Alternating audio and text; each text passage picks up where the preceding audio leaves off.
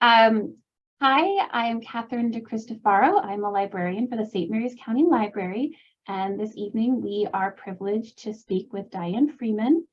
Dianne Freeman is the acclaimed author of the Countess of Harleigh Mystery series. She is an Agatha Award and Lefty Award winner, as well as a finalist for the prestigious Mary Higgins Clark Award for Mystery Writers of America. Um, After 30 years of working in corporate accounting and finance, she now writes full-time. Born and raised in Michigan, she and her husband split their time between Michigan and Arizona. Thank you so much, Dianne, for talking with us this evening about your wonderful books. Oh, thank you so much for hosting me. Absolutely. So before we get into the meat of things, would you mind giving a bit of an overview of the Countess of Harleigh mystery series? Sure. The Countess of Harleigh Mystery series is based on Frances Wynn, who is a former American heiress who, like hundreds of other women at the last quarter of the 19th century, made a transatlantic marriage. In other words, she exchanged a very large dowry for a title. Most of them were British. And the book opens 10 years after that fateful wedding. Frances is now a widow. She has a young daughter. Her marriage was not good. Her husband, in Frances' words, was a rotter. And he kind of forgot that he was married and just continued living as a bachelor.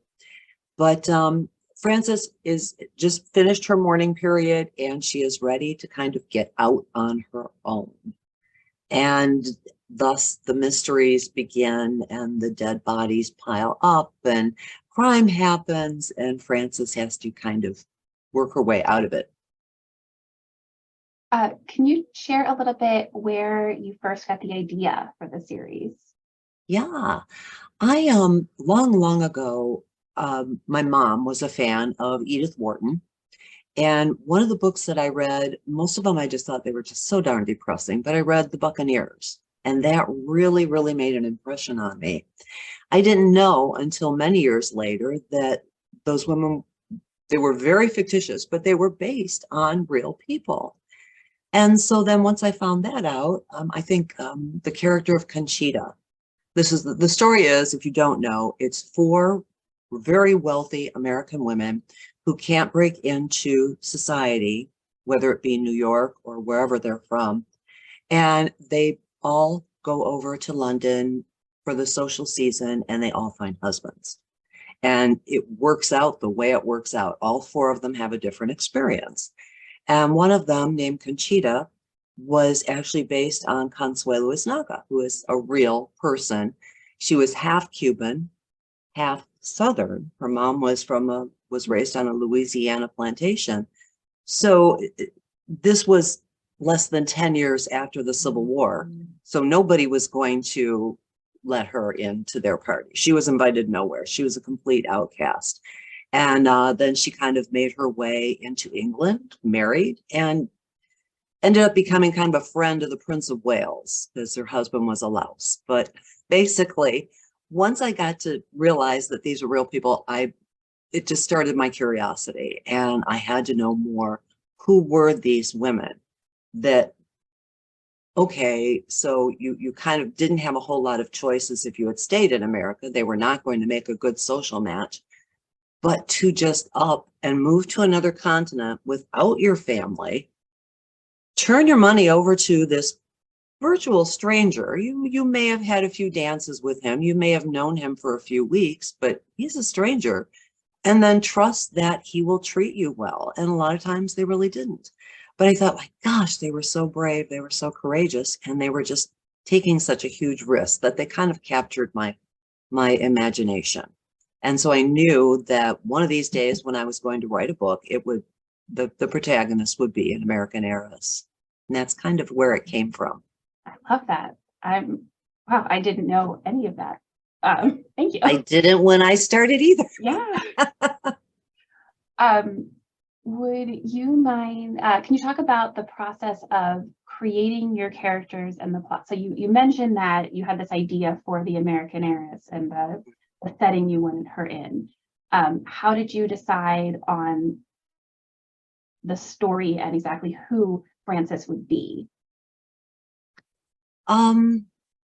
I think it was a lot of trial and error. I knew it would be a mystery. And I knew from having read the biographies of these real heiresses that the world was not all the way Edith Wharton made it. You know, in her case, if you stepped a toe out of line, if you broke one of society's rules, you were destined for a life of misery or you died, one of the two. Right.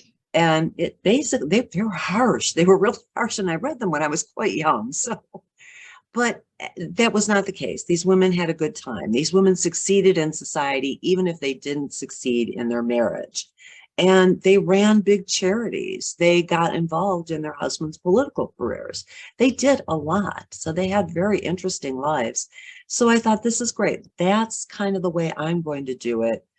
But I want my protagonist to solve crimes. So who better to have, if you're going to have an amateur sleuth, who else has so much time on their hands? You know, do you ever wonder, like, wait a minute, how do they run that bakery? How do they do this job and still have time to solve all these crimes? Well, I knew right. she would. But basically, I kind of just stumbled my way through a first draft, and it was awful. And then from that point on, though, I kind of knew who the characters were. I knew Frances had a sister. I knew she had an aunt. I knew somebody from her past was going to show up in book one, and see what happens from there. But basically, I kind of create my characters from going through draft after draft. In the first draft, I'm getting to know them. In the second draft, I'm generally kind of arguing with them. I try to make them do things they don't necessarily want to do. And it's like, okay, wait a minute, you're right. That's not how I set this character to be. And then by the third draft, we're all kind of one big happy family. I love that. So speaking of your writing process, especially the mystery aspect, do you know how the mystery is going to play out when you start, or does that sometimes change over time? Both. I know how it's going to play out, but sometimes it does change. Sometimes I am under contract to write these books, so I have to submit an outline before I do anything else. And then my editor has to approve the outline. And then I write. And he then comes back to me later when he's talking about the blurb for the book and says, is this still how it's going to happen? So he knows that it changes from time to time. I go through it with a pretty good plan, but sometimes a new character that I don't know very well will not be cooperating and not do what I'm expecting them to do. And then I just kind of let my subconscious work with that until I realize that, okay, this is what they're supposed to do, or maybe they shouldn't be in the book at all. So things do have to change. And a couple of times, I want to say, I've had the villain also changed, but never the victim. Sure. The victim has always Okay. stayed the same. So you spoke about knowing your setting and these American heiresses. Are there any other time periods that you would have an interest in writing in if you did more historical, or would you go in a completely different direction if you did a different series? History is my thing. I loved history long before I ever read my first mystery. And that to me was like, oh, jackpot, they write historical mysteries. Look at this. This is wonderful. But so it probably would be some other historical time. I think the only thing that I might be playing with in the back of my mind is I'm a slow writer. So as long as I'm writing Frances and the Countess of Harleigh, I have a hard time thinking of another thing to write about. But should that ever stop, I would probably pick like maybe, I'm in Michigan right now. I think like maybe the Detroit, Chicago in the 30s would be kind of interesting to me. I find that era really intriguing. So with your love of history, so if anybody hasn't read this series yet, Dianne does a very good job of making it feel real in a real historical setting. Yeah. Can you talk a little bit about the sort of research you do to make it feel real? Sure.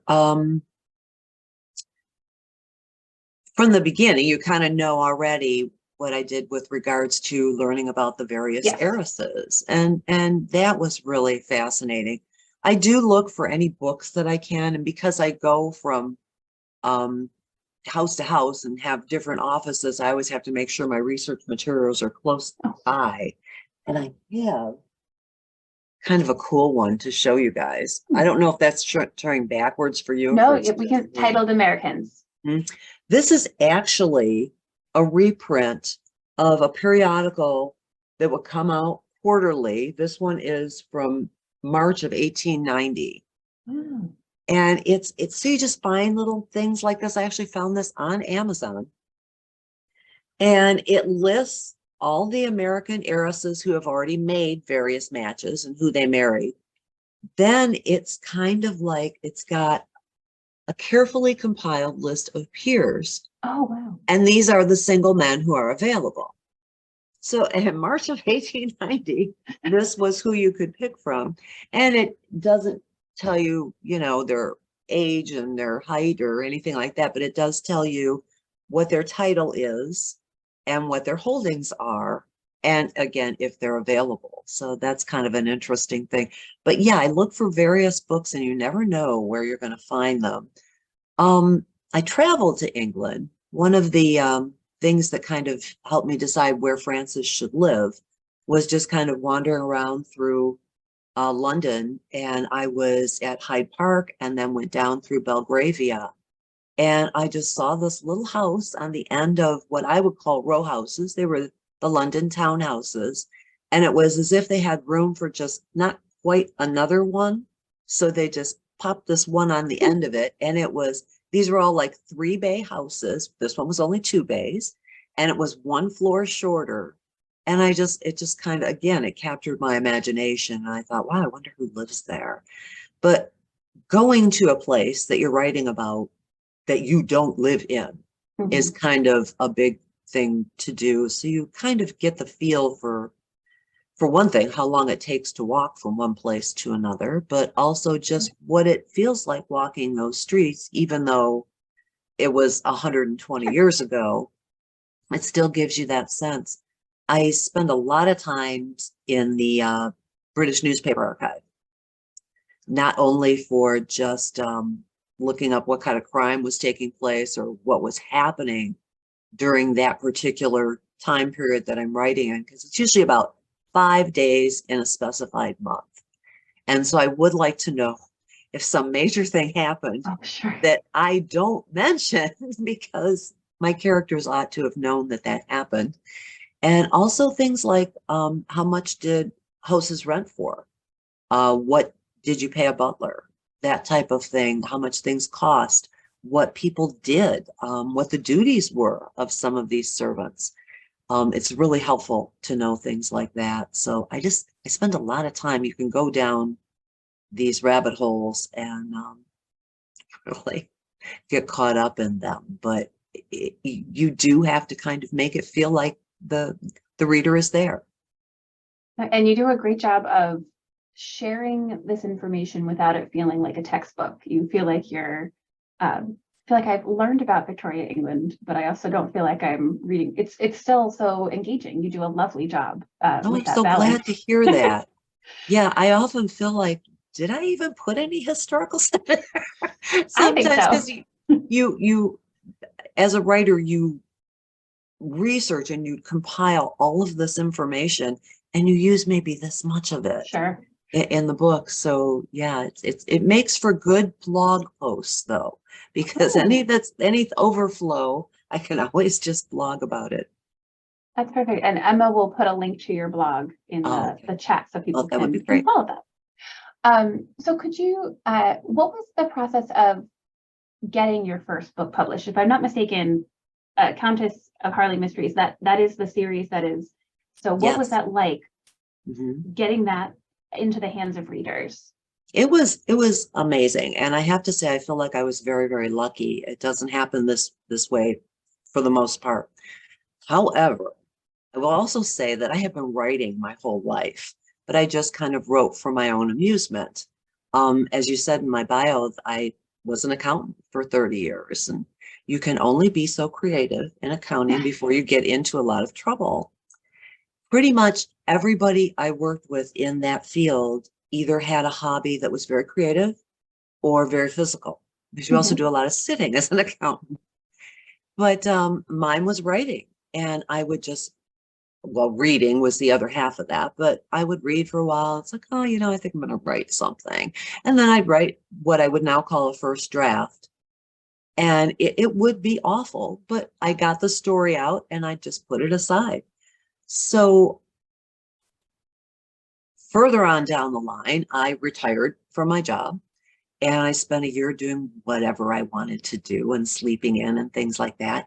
And I thought, you know what? I'm going to write a book and I'm going to see if I could actually revise it and make it something somebody else would want to read. So I did that.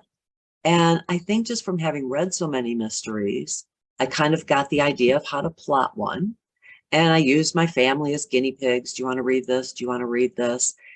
And then when it got to be, which was about 2 years, so about 2 years later, it was to the point where I felt like the story was complete. I felt like it was as polished as I could make it. And I didn't know what to do with it. And that's when I first joined Twitter. And on Twitter, I learned of a contest, a competition called Pitch Wars. Yes. That, yes, it's unfortunately, I'm going to tell you right now, for any of you who are writers, who are aspiring and who are listening, it is gone now. Okay. It's no longer in existence. But this was, I think, 2016. And it was remarkable. What you did was pitch yourself, and that was a first chapter or the first 10 pages of your book. And you'd submit it. They had what they called mentors, who were published authors, or they worked in the industry. They might be an agent's assistant or something of that nature, or an editor. And they would decide whether or not they wanted to take you under their wing. And at that time, it was for, I believe, 6 weeks. And in that 6-week time period, your mentor and you would go through it. And if you thought it was good, you were so wrong. They would find all the mistakes and just basically they would give you a really solid edit. And through there, the last leg of Pitch Wars. So first you get a chance to win a mentor. Then you get a nice thorough edit. Then the mentor helps you write a pitch, just a 50-word pitch. And that goes into the agent showcase. And at this time, Pitch Wars had been going on for a couple of years, and they had a good collection of agents who would, instead of, the typical procedure is you send a query to an agent. But in this case, the agent went on the website for Pitch Wars. They would see your pitch, they would see your first page, and they would ask you if you wanted to submit more to them. And that is how I found my agent. So I got into Pitch Wars 6 weeks. I think I got in, and I think it was more than 6 weeks. I got in September. The agent showcase was in November. I got together and I signed with my agent in November. We went through yet another round of edits, and then she submitted it and we sold it in the weekend. She sent it out on a Friday, and my editor just happened to take it home and said, yeah, he made an offer for it on the following Monday. So it was sold. So that's a very short time. That is unrealistic. It does not normally happen that way, but sometimes it does. Sometimes you just get really lucky. And I've been very, very happy with my editor and with my agent. And I don't, it had my head spinning when he offered. All I could think of was, it took me 2 years to write that. You want another book in 11 months and then another one after that. Oh my gosh, can I do this? But, there was no way I was going to say no. I was so excited, and I'm so glad I did. And this has been the best job I've ever had. I've enjoyed the heck out of it. That's wonderful. So speaking of more books, I totally understand you cannot give away secrets, but is Frances going to get up to more shenanigans, more stories for people to read? Absolutely, Okay, good. absolutely. Book 6 did just come out, Yes. The Newlywed's Guide. Book 7, I can tell you the name, Okay, and that might lovely. give you a clue to what's going to happen. The name of book 7 is An Art Lover's Guide to Paris and Murder. Ooh, I wonder where they'll So be going. maybe they're going on that honeymoon. I don't know, that they never got to take. So, and then there will be a book 8 and a book 9. Okay, After that, we'll see. that's wonderful. I'm excited to have at least 3 more books to I'm read. so glad to hear that. So, obviously mystery is very much a genre that is close to your heart. Do you have any other genres that you are pulled towards? And if yes, any books that you would recommend from there? Oh, you bet.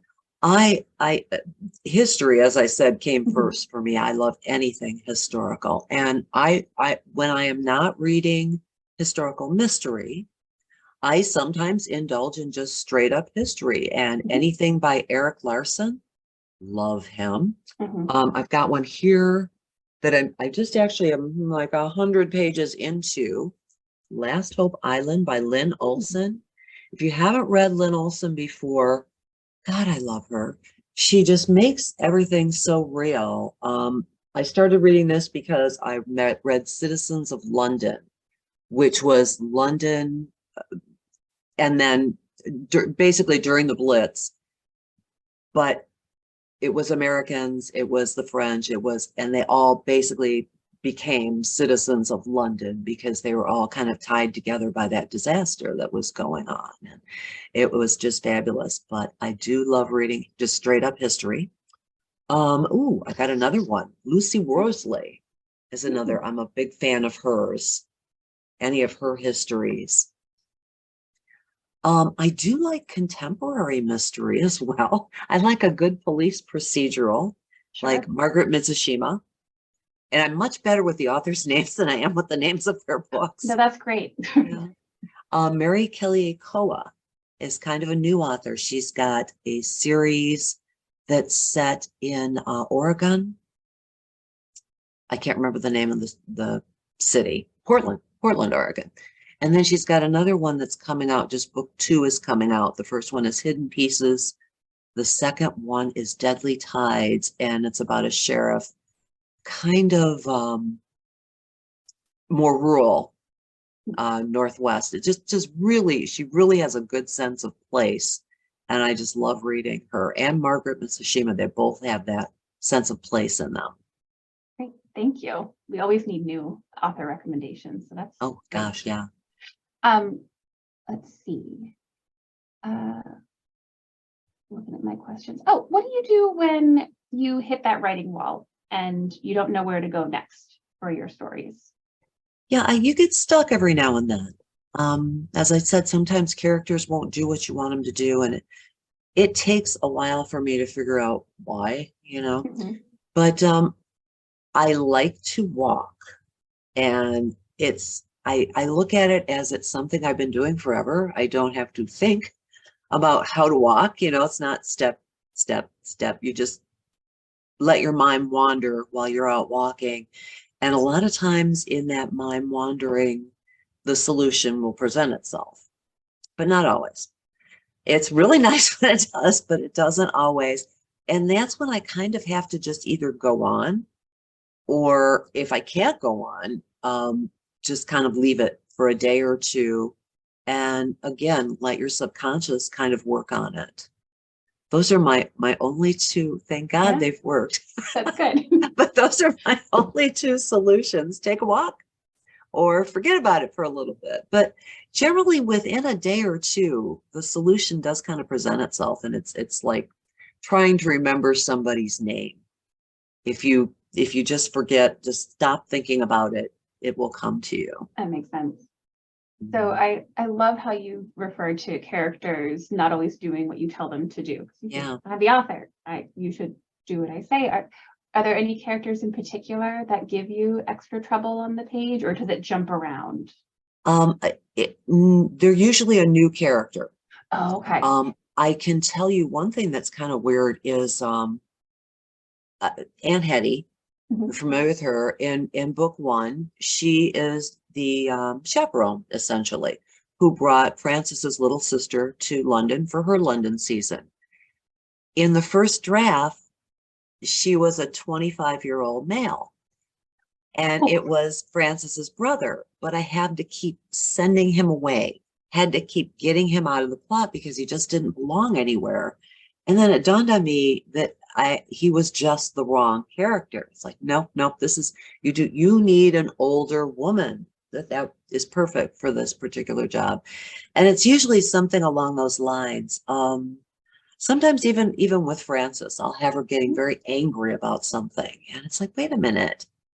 She knows how to get out of this. There's absolutely no reason for her to be angry. So let's kind of work around this. But in my mind, that's what should have happened. Yeah. Until I kind of let go of my preconception and let the story just play out. If I leave it alone, it does a much better job than I can do. So sort of the opposite of that, is there any character that you always just get excited to go back to and be able to spend more time with on the page? Yeah, I can. It's I love Alicia Stoke Whitney. She's great. Don't know how many other people do. I don't know why, but I love her. I like writing her, and I also like writing Fiona, simply because they can do the things and say the things that I really can't let Frances do. Yeah. Frances, especially Alicia, she's just irreverent and she just doesn't care about anybody. In book 6, I really enjoyed writing Lady Esther. She's the woman I aspire to be in, I think we all do. 20 years down the road. But yeah, the people who I guess who are just able to not care. I like that. Where a lot of my characters do have to care. They have to follow the rules. And so the ones who get to be carefree, I love writing them. They're a lot of fun. So you will probably see Alicia Stoke Whitney again. Oh, good. Okay, I'm glad to hear that. So, and this might be, I'm going to put these two questions together since sometimes I think the answer can be the same. So far, what has been the book that's been the most fun to write, and what has been the book that's been the hardest to write? And is it just the same book every time? Like, is it always the book you're working on? They're all, it's always hard. It's so funny because by the time I finish one and then I start working on the next one, it's like, God, that's right. This is hard. This is a lot of work. But I want to say, and I'm going to blame it on the pandemic, book 5 was hard. It was really hard to get through. Yeah. That was my pandemic book. And I got some beta readers. I got a really good editor, and we went back and forth a lot, and we worked through it. And I did break through and ended up really liking the book. But to be honest, most of them in the midway through, when I start and when it's due to the editor, I go through a phase where I just really do not like this book at all. What am I doing? Am I crazy? How did I think that this would be a suitable book to write? But then by the end, I like them all. And that's after reading them like at least a dozen times. So I think that eventually I work my way through. That's just my process. At some point, I don't like this book. That's fair. Yeah. Do you have a similar writing process for each one? Do you start with an outline? Are you just get the story out on the page? Do you follow the same process each time? I had to develop a process because I came from what am I doing to having to have a process. But yeah, once I got it going, which was probably by about book 3, I do follow the same process. And I generally, how you have that back of the book blurb? Once I have an idea, I will try to write a blurb. And the whole idea behind that is you have character. Gosh, let me think about this. Character, conflict, and consequences. So if I can write, character wants this, character has a goal, this is the conflict, something's getting in the way of Frances, let's face it, she's my character, and the goal. And then what are the consequences if she doesn't succeed? If I can fill all of that, it's like, oh, okay, this is a story. It's not just a plot, it's a story. And I think starting with book 2, from that point, I start plotting the crime. Mm. I do it as if I'm writing like a newspaper article. Who, what, where, when, why, and how. Who's the victim? Who's the killer? Who are the suspects? Who is the witnesses, and so on. And then I go through that. And that way it makes it a little bit easier as I go through even the outline, because I do have to turn in some sort of an outline, to know where everybody is as I'm writing this. And I end up with a lot fewer plot holes Sure. by doing that, because I don't, I want there to only be one possible person, one possible killer. I don't want, okay, well, it could be all 5 of these people, but this one's the one we decided did it. Mm-hmm. I want it to be down to he's the only one who could have done it. And to do that, you want to make sure that you know where everybody was at that time. Sure. You know that their alibis were either true or false, you know. So I have to keep that all straight, because it does take a while to actually write the book.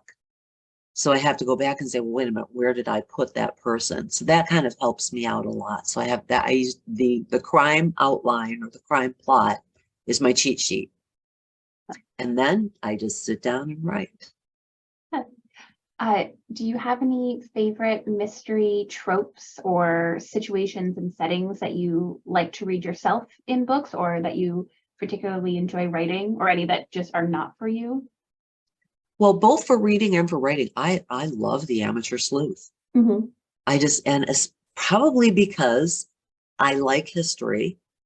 And I think the fact that you didn't have CSI back then, in the day I'm writing, and they didn't have fingerprints.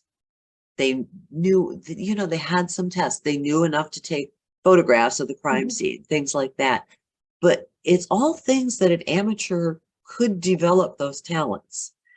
And I think that's probably why I like the amateur sleuth so much, because it really plays well with a historical. Absolutely. In modern days, I I I don't know if the amateur's got to have some kind of skill, Yeah. that leads them to the victim, to the criminal, to everything. But I like that. I like a good police procedural as well. And I like those both current, and I like contemporary and historical. Those are probably my 2 favorites. Mm-hmm. Yeah. Is there a mystery, historical or contemporary, that when you finished it, you just could not stop thinking about afterwards? I would say most of them I think about Oh, for a yeah. while. And it That's might fair. be the writer. How'd they do that? How did they do that? Yes. I would say any Agatha Christie that I read, I'm always going, how did they do that? Some of them,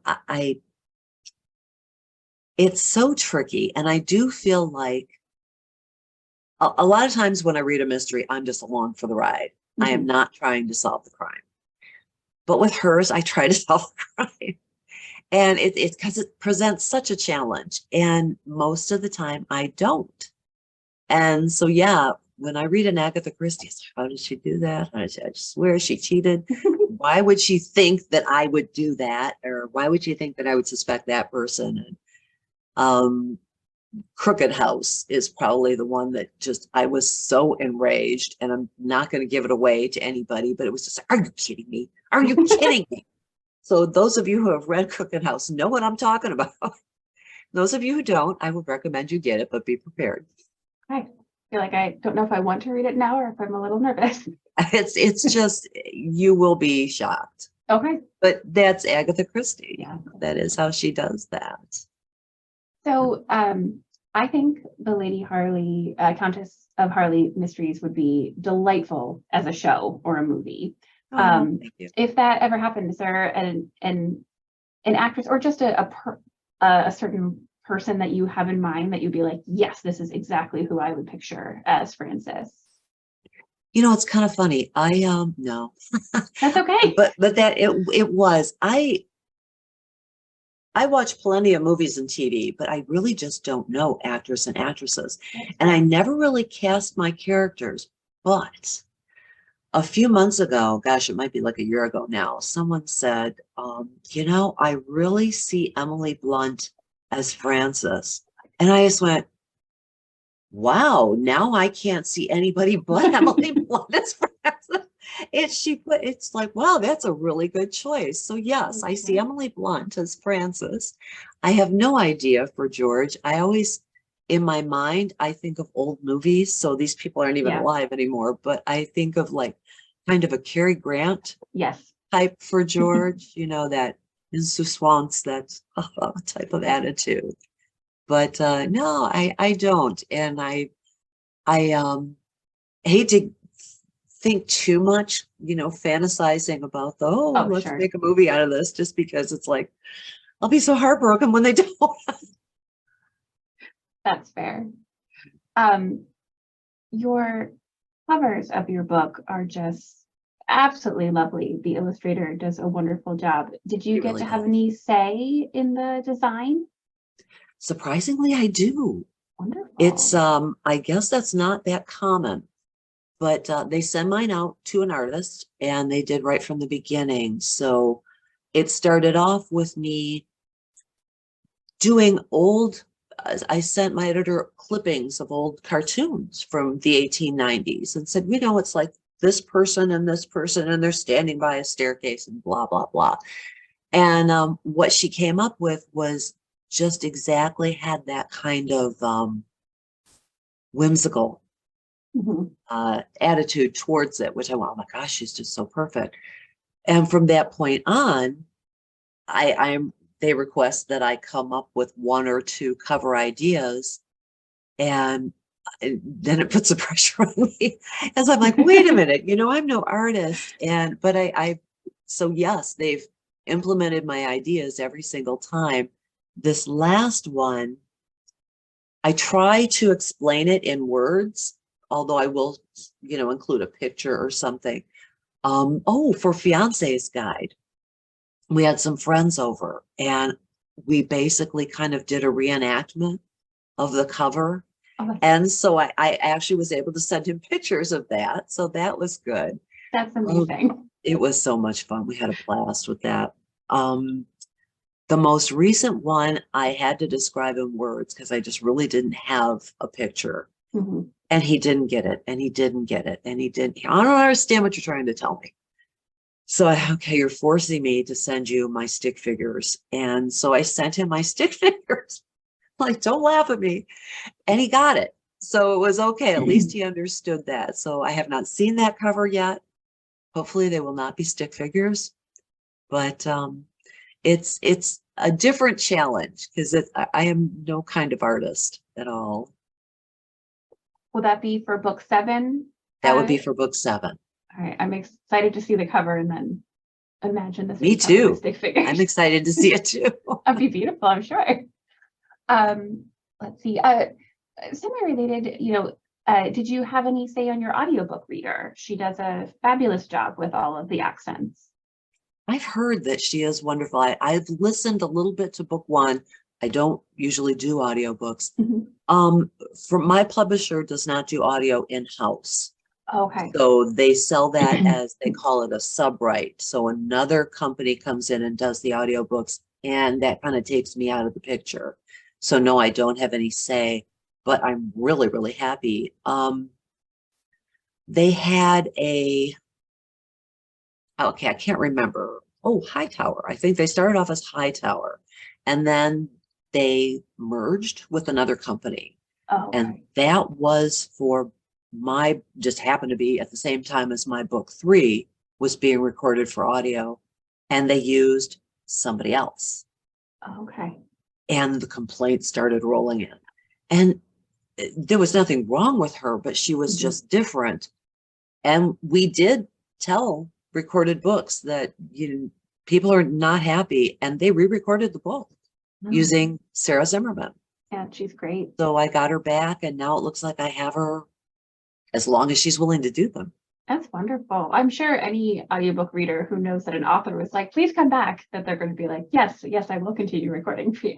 Yes, yes, I hope so, because yeah, you don't want a change in the voice. Yeah. Once you got used to someone, you don't want to hear someone else. Answered a lot of my questions, which is wonderful. We kind of touched on this with what you talked about with Aunt Hetty becoming Aunt Hetty as opposed to her brother. Is there anything else that you wouldn't mind sharing about why a certain character or a certain scene ended up as it did in the book? Let's see. I'm gonna look at my notes. Okay. So I was thinking about that, and I think I might have used the Aunt Hetty thing. And that's a great example. So, But it's, where is that question? Where is that question? I don't want to make a big thing out of it. But I don't remember. that's okay. So I I think that was such a it great was example. that I wrote down, Yeah, and I just used it for something else. that's okay. But she was kind of fun. Yeah, we got to meet her brother. Well, actually, the brother we meet in A Bride's Guide, Right. Alonzo. Mhm. Was that Alonzo, or did he manifest differently when he actually came onto the page? He did manifest differently. He was a bit more stuffy, and Mhm. when I had him as a character in book 1. When he did come on briefly for book 3, and I just adored the way he was. I just, oh my gosh, you're so much fun. You're like the little Yes. brother I never had, So yeah, he changed drastically. Yeah. But I like his character much better that way. Yeah, I'm glad we got the Alonzo we did. I like Mhm. him. Will we get to see more of Francis's family in later books? Let's see. Well, they go to Paris for book 7, so not a whole lot of family. That Mhm. was one thing that really kind of surprised me when you mentioned, was one book harder than another? I remember really struggling with book 7 for the first draft. And then I was telling somebody, I haven't had this much trouble since book 1. And then it dawned on me, oh, I have all new characters. Yeah. So that does make sense. I can't take everybody from London with them, Yeah. although a couple of people do come over, and or that because basically the exposition of 1900 was going on. So people were traveling back and forth to Paris Sure. quite a bit. But yeah, there are a whole new cast. So no to Old Family in book Mhm. 7, but yes in book 8. Okay, good. Okay, so they'll be coming up. I'm excited we'll get new and old. Yes, yes. I like my new police officer too, my new Ooh. inspector. He kind of grew on me. I didn't like him Okay. at first, but he became somebody I'm really enjoying working with. So what is the last book that made you join the Bad Decision Book Club, which is staying up too late and reading, even though you know you're going to regret it in the morning, but you just have to finish the book? Yeah, yeah. I actually have it here. Mhm. It is Mastering the Art of French Murder. Ooh. And I'm not sure why I haven't put it back on the shelf yet, because that was a few weeks ago that I finished it. But yeah, Colleen Cambridge, this is a new series. This is the first in a new series. Julia Child is part of the story, although she is neither a murderer nor the sleuth, but she's involved. She's very involved. It was just delightful, and I had to get to the end. And mysteries, I think, do that to you more than any other book, because you have to know how it's going to end. And I did. And yes, I stayed up too late to finish it, but I do that quite frequently, to be honest. What was the first book, or if it was a show or a movie that made you fall in love with mysteries? I know you mentioned Agatha Christie is one that you go back to, but was there an author that you first just imprinted on? I would say she was maybe one of the first ones I read, but I wouldn't say she made me fall in love with mystery. And although they're very different, it's going to be kind of a toss-up, because I read them close to about the same time.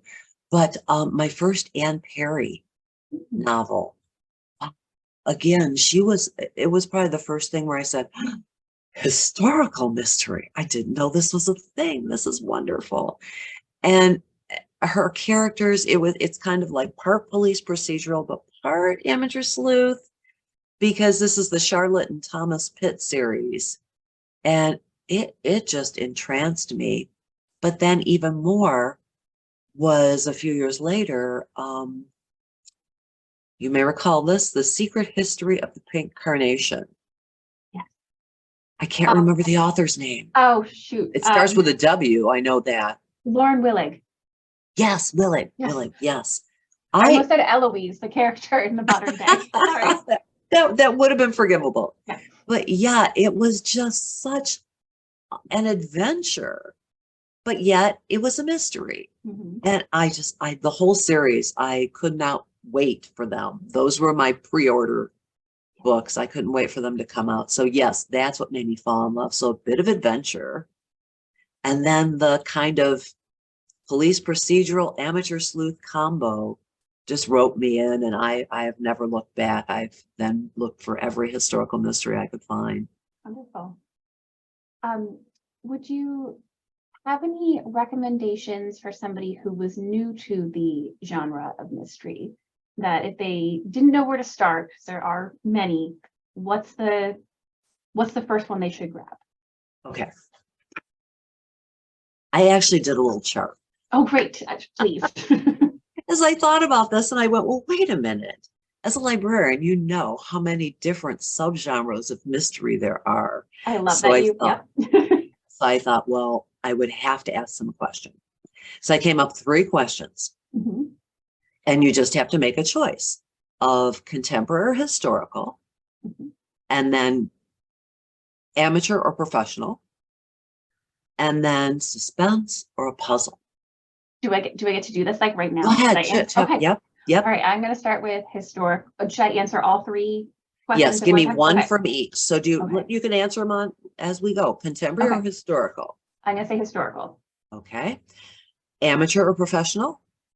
We'll do professional. Okay. Suspense or a puzzle? Puzzle.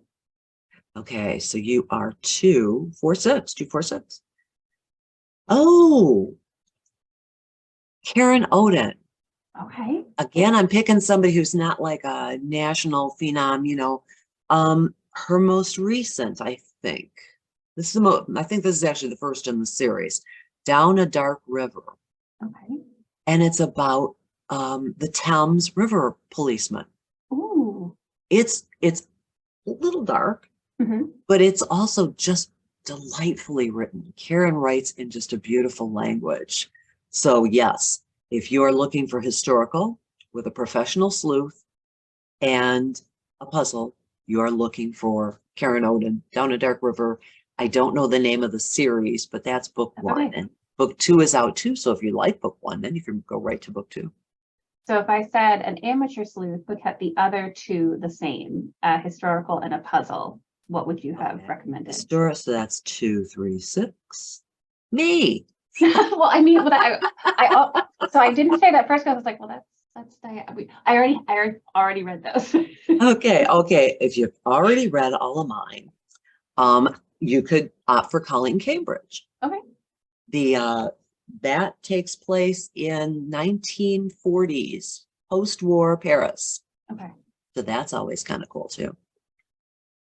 What about? I mean, at this point, I just want you to give me I want to go. This is so fun. I feel like I'm doing. I know, isn't it online fun? Quiz.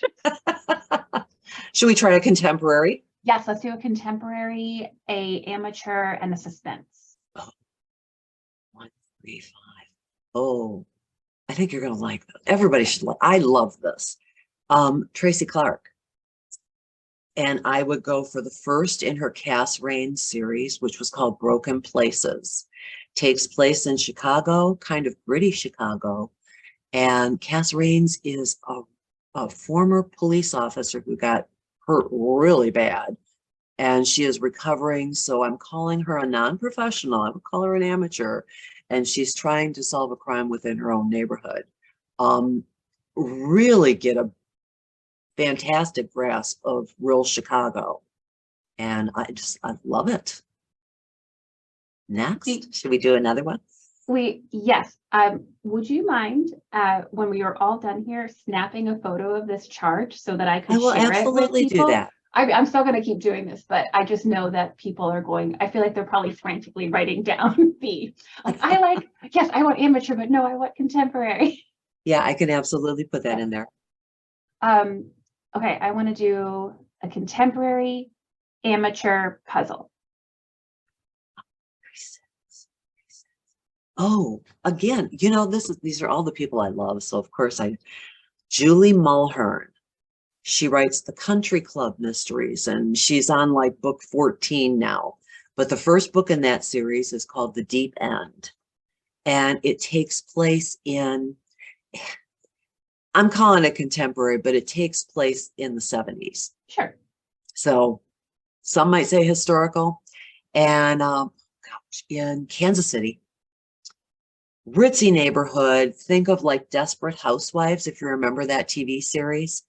And the main character, whose name escapes me at the moment, is going for her swim at the country club, her early morning swim. So it's still dark out, hops in the pool, swimming, dead body.